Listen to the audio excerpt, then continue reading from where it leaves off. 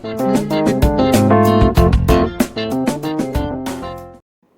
అండి, టేస్టీ కొబ్బరి కారం పొడి ఎలా తయారు చేసుకోవాలో నేర్చుకుందాం.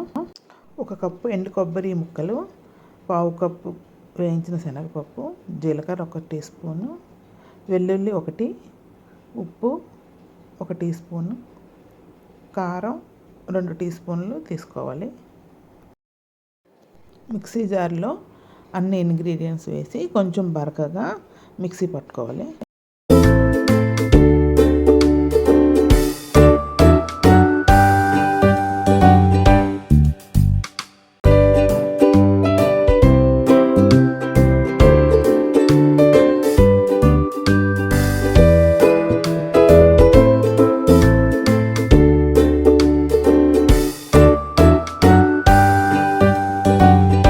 ఇది రెడీ అయిపోయిందండి.